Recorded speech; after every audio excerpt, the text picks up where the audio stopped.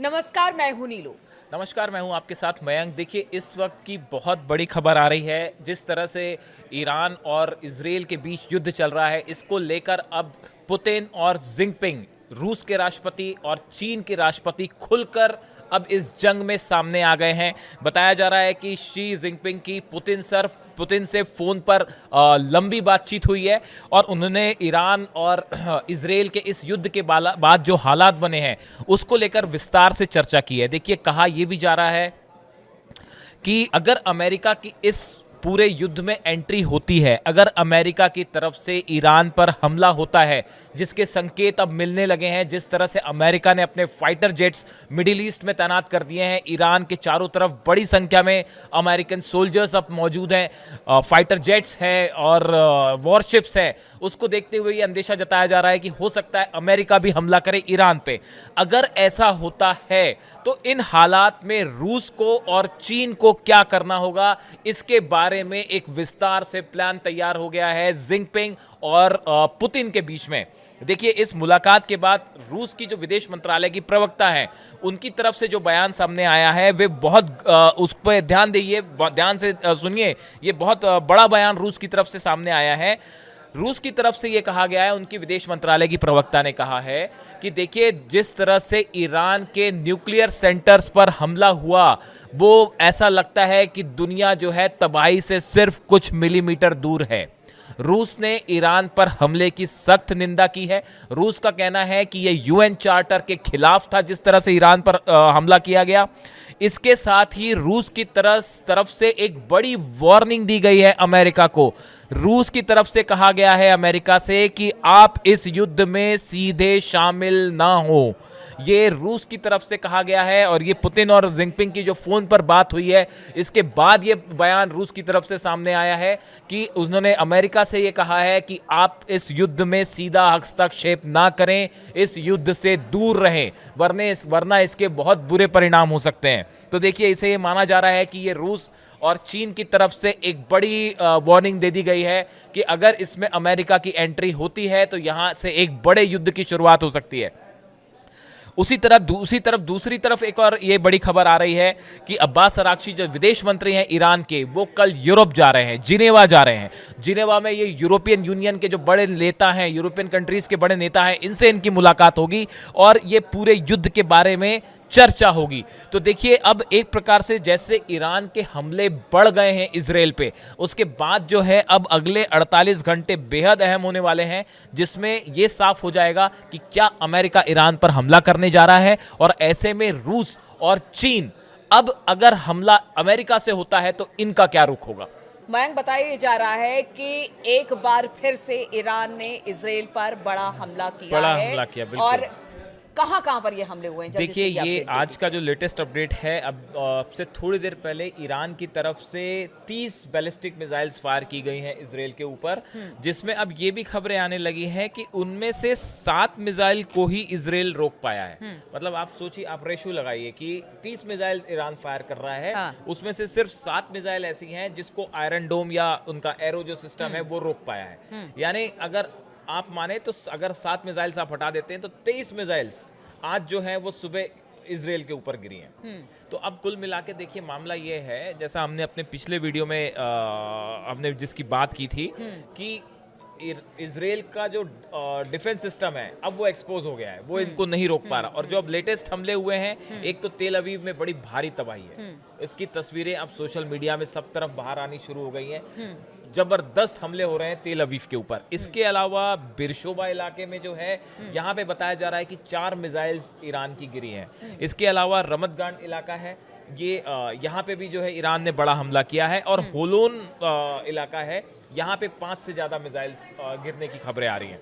तो देखिए, अब ऐसे कुल मिला के पूरे दक्षिणी इजरायल में, उत्तरी इजरायल में और नॉर्थ इजरायल में तीनों इलाके में अब ये तीनों ईरान के निशाने पर आ गए हैं। और देखिए यहाँ से जो जैसा आपने कहा कि शुरुआती 2 दिन में ऐसा लगा जब ईरान के कमांडर्स की मौत हो रही थी, तब अचानक से इस तरह की खबरें आई कि या इजराइल से इस तरह सा मैसेज आया कि भाई ईरान को बड़ा नुकसान हुआ है। हाँ। लेकिन 2 दिनों बाद अब ईरान ने जबरदस्त जंग में वापसी की है और अब ये हालात हैं कि अब इजराइल को उसने बैकफुट पे ढकेल दिया है। देखिए इसकी बड़ी वजह जो है, एक तो हम फतेह 1 मिसाइल का पहले जिक्र कर चुके हैं, इसके अलावा अब सेजिल ये मिसाइल है ईरान की, हाइपरसोनिक मिसाइल है। इसके बारे में बड़ी चर्चा हो रही है। लगभग हाँ 2300 किलोमीटर से ज़्यादा इसकी रेंज है और बेहद ही आधुनिक मिसाइल है। और बताया जा रहा है कि अब ईरान ने जो नया अटैक्स किए हैं उसमें सेजल मिसाइल का इस्तेमाल किया है। और ऐसा भी कहा जा रहा है, कुछ एक्सपर्ट बता रहे हैं कि जो मिसाइल अटैक है उसमें खुर्रम शहर 4 मिसाइल भी हो सकती है। अब देखिए अब ईरान अपनी असली मिसाइल्स जो उसकी हैं स्टॉक, अब वो उससे हमले करने शुरू किए हैं, जिसका नतीजा ये है कि इजराइल को बड़ा नुकसान हो रहा है। अब देखिए इस पूरे मामले में जिस तरह से कल बयान आए, पहले तो सुप्रीम लीडर जो है अली खामेनी, इनकी तरफ से जो बात कही गई, इन्होंने कहा कि ज़ियोनी शासन ने एक बड़ी गलती की है जिसका हम जवाब ताकत से देंगे। हमारे शहीदों के खून का बदला लिए बिना हम नहीं रुकेंगे। और उन्होंने जोर देकर कहा कि ईरान इजराइल पर कोई दया नहीं दिखाएगा। देखिए इसमें ये जो बात आई है कि हमारे जो शहीद हुए हैं वो शहादत, अपने जो कमांडर्स की वो बात कर रहे हैं जो ईरान में मारे गए हमले में, उनका बदला लिया जाएगा। तो अब एक प्रकार से ईरान में जबरदस्त गुस्सा देखने को मिल रहा है। ईरान में जबरदस्त गुस्सा है। इजराइल के जो नेता है नेतन्याहू, वो अपनी बात रख रहे हैं, वो एक तरह से प्रेशर बनाने की कोशिश ईरान की तरफ से, ट्रंप प्रेशर बनाने की कोशिश। ईरान ने भी कहा है कि देखिए हम आपके आगे नहीं झुकेंगे, हमें जो करना है हम वो करके रहेंगे। ये सबसे बड़ी बात है। लेकिन ऐसे में क्या लगता है, देखिए जैसे जैसे दिन बीतता जा रहा है वैसे वैसे दुनिया भर के देशों में अब इस बात की चिंता बढ़ गई है कि युद्ध कहां जाकर खत्म होगा। क्या किसी तरह से कोई शांति की बातचीत होगी? क्या युद्ध रुकेगा? या ट्रंप जिस तरह से कह रहे हैं कि बस अब गुड लक कह दिया, गुड लक किस सेंस में कहा गया है, ये बहुत बड़ी बात है। क्योंकि अभी सबकी नजर इस बात पर है कि मिडिल ईस्ट के हालात को अगर दुरुस्त करना है तो यहाँ पर शांति बहाली करनी होगी। अब देखिए अभी तो दुरुस्त करने वाली बात तो थोड़ी दूर हो रही है। अभी जो लेटेस्ट सवाल जो सबके मन में है, क्या इसमें अमेरिका की एंट्री होने जा रही है इस युद्ध में? अब देखिए अगर आप देखें तो मिडिल ईस्ट की अगर हम बात करें या पूरे अरब क्षेत्र की बात करें, इसमें 60 अमेरिका के मिलिट्री बेसेस हैं। जो बड़े बेसेस हैं तुर्की में है, सीरिया में है, जॉर्डन में है, मिस्र में है, इराक में है, कुवैत में है, बहरीन, सऊदी अरब, कतर, यूएई और ओमान। ये वो कंट्रीज हैं जहां पे अमेरिका के बड़े मिलिट्री बेस हैं। और ईरान की तरफ से ये बात कही गई है साफ साफ कि अगर आप किसी भी रूप में जंग में अगर आप हमारे खिलाफ या तो हथियार देते हैं या आप जंग में शामिल होते हैं, तो ऐसी स्थिति में आपके जितने मिलिट्री बेस हैं ये सब पे जो है एक साथ हम हमले को तैयार हैं। कल ही ये बात सामने आ गई थी कि जितने मिलिट्री बेसेस हैं फिर अमेरिका के अलग अलग देशों में उनको निशाना बनाया जाएगा और ईरान ने इसकी तैयारी कर ली है मयंक।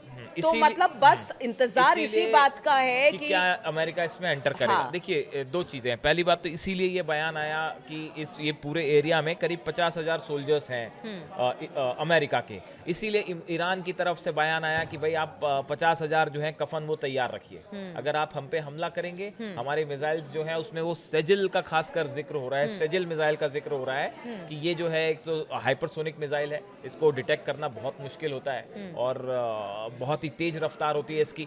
तो इसको लेके और दूसरी एक बड़ी जो बात निकल के सामने आई है, जो इजराइल में नुकसान हो रहा है उसकी एक बड़ी वजह ये भी है नीलू कि ये जो मिसाइल्स अब फायर हो रही हैं उसमें सेजिल जो मिसाइल है या फतेह 2 मिसाइल है, ये ऐसे मिसाइल्स हैं जिनका जो वॉरहेड है या जो मिसाइल है ये अपना रास्ता चेंज कर सकती है। हाँ, ये सामने से देखिए, मान लीजिए ईरान ने, इस बात को समझिए आसान भाषा में समझिए कि ईरान ने मान लीजिए अपनी एक मिसाइल फायर की, इजराइल का जो डिफेंस सिस्टम है उसने उसको हवा में तबाह करने के लिए एरो से या उनका आयरन डोम से कोई मिसाइल फायर की, तो ये ईरान की जो हाइपरसोनिक मिसाइल्स हैं जो अब फायर हो रही हैं, ये सामने से आने वाले जो मिसाइल है उसको चकमा दे सकती है और अपना रूट चेंज कर सकती है।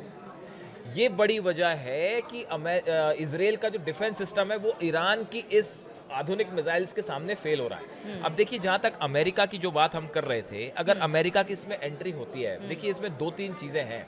पहली बात तो यह है कि अमेरिका ने अपने F-16, F-35 और F-22 ये जेट्स की संख्या बहुत ज़्यादा बढ़ा दी है ईरान के आसपास, जिसके बाद ये अंदाज लग रहा है, और साथ ही रिफ्यूलिंग प्लेन्स जो है वो भी भेज दिए हैं कि हवा में अगर प्लेन्स में ईंधन भरना पड़े तो अमेरिका की तरफ से भी और साथ ही साथ अपनी एयर बेसिस में जितने लोग गए, मतलब सैनिक, उनको भी कह दिया गया है कि अलर्ट बेस पे हैं। अब देखिए, इसमें अब होने ये जा रहा है, जो बात समझ में आ रही है वो कि पर्दे के पीछे टॉक्स भी हो रही हैं, इसमें भी कोई शक नहीं है। रूस की तरफ से भी कोशिश हो रही है, अमेरिका की तरफ से भी कोशिश हो रही है, सऊदी की तरफ से भी कोशिश हो रही है, और ओआईसी ने अब बैठक बुला ली है। जो ओआईसी ग्रुप है, इसने एक बैठक बुला ली है। ट्रम्प की एरोगेंसी यहाँ पर दिखाई दे रही है। ट्रम्प ने कहा कि मैं मध्यस्थता करूंगा, तो उन्होंने आज ही एक बयान में देख रही थी ट्रम्प का, उन्होंने कहा कि पहले आप अपने घर के झगड़े को सुलझा लीजिए, यानी रूस यूक्रेन युद्ध पर बात कीजिए, उसके बाद फिर आप मध्यस्थता। तो ये एरोगेंसी भी ट्रम्प की दिख रही है। देखिए, अब क्या चाहते हैं अब देखिए, कुल मिला के स्थिति ये है कि अब इजराइल को जो सेटबैक हुए हैं नए, उसके बाद एक नई चर्चा शुरू हो गई है, जो कि एक्सपर्ट्स बात कर रहे हैं और बड़े दबे छुपे शब्दों में अभी इसकी बात हो रही है। इजराइल का न्यूक्लियर सेंटर है डिमोना। ये डिमोना जो न्यूक्लियर सेंटर है, पावर सेंटर है, ऐसा बताया जा रहा है कि ये अब ईरान का अगला बड़ा निशाना हो सकता है। देखिए, आपने नतांस पे हमला किया, नतांस को तबाह कर दिया आप, फोर्दो आपके निशाने पे है ही, और इस्फहान पे ऑलरेडी इजराइल हमला कर चुका है। ऐसे में जो हमले अब मिसाइल से ईरान कर रहा है, आप सोचिए कि ईरान की अगर कोई हाइपरसोनिक मिसाइल इस डिमोना सेंटर पे गिर जाए, हालांकि इसके आसपास इजराइल ने अपना जो है आयरन डोम पूरा एक्टिवेट कर रखा है, पूरी कोशिश है, लेकिन देखिए ईरान की तरफ से जो फायर हो रहे हैं वो बड़ा टैक्टिकल फायर्स हो रहे हैं। एक तो दो चीज़ें होती हैं, कैसे डॉज कैसे देना है इजराइल को। एक तो अगर मान लीजिए आप एक साथ कई ड्रोन फायर करें, और उसके बाद आपने जब ड्रोन फायर किए तो इजराइल का जो डिफेंस सिस्टम है वो उस पर इंगेज हो गया, और पीछे से आपने 5 मिसाइल्स फायर कर दी, तो आप देखिए आप वो मिसाइल को डिटेक्ट नहीं कर पा रहे हैं। आपने मान लीजिए पहले अपने 20 ड्रोन फायर कर दिए, आपका जो डिफेंस सिस्टम है वो ड्रोन्स में इंगेज हो गया, पीछे से आपने 5 मिसाइल्स फायर कर दी, दाग दी, उसको वो नहीं रोक पाया, डिटेक्ट नहीं कर पाया। तो ऐसे जो है ईरान अब बड़े टेक्टिकल तरीके से हमले कर रहा है इजराइल के ऊपर, और बताया ये भी जा रहा है कि एक मैन टू मैन मार्किंग भी शुरू हो गई है, कि जिस तरह से ईरान के कमांडर्स पे निशाना साधा गया, वैसे ही एक लिस्ट तैयार है ईरान के पास इजराइल के नेताओं की या इजराइल के कमांडर्स की, उन पे भी हमला हो सकता तो है। पहले दिन से देखिए हम देख रहे हैं कि इजराइल ने ईरान पर जिस तरह से हमला किया, ठीक उसी की तरह जवाब ईरान ने भी इजराइल को दिया। अब एक एक दिन करके बीतता चला जा रहा है, और दुनिया भर में खास तौर पर मिडिल ईस्ट में इस वक्त हालात बेहतर नहीं है, और दुनिया भर में इस स्थिति को लेकर चिंता बनी हुई है। इसलिए बात ये हो रही है कि यहीं पर इस युद्ध को खत्म किया जाए, लेकिन जिस तरह से वार पलटवार इजराइल और ईरान की तरफ से किया जा रहा है वैसे लगता नहीं, और खास तौर पर ट्रंप के बयानबाजी के बाद तो ये बिल्कुल नहीं लगता कि अभी हालात दुरुस्त होने वाले हैं। इन तमाम बातों पर हमारी नजर लगातार बनी रहेगी, हम तमाम अपडेट्स आप तक पहुंचाते रहेंगे। फिलहाल बहुत बहुत शुक्रिया हमारे साथ इस चर्चा में शामिल होने के लिए।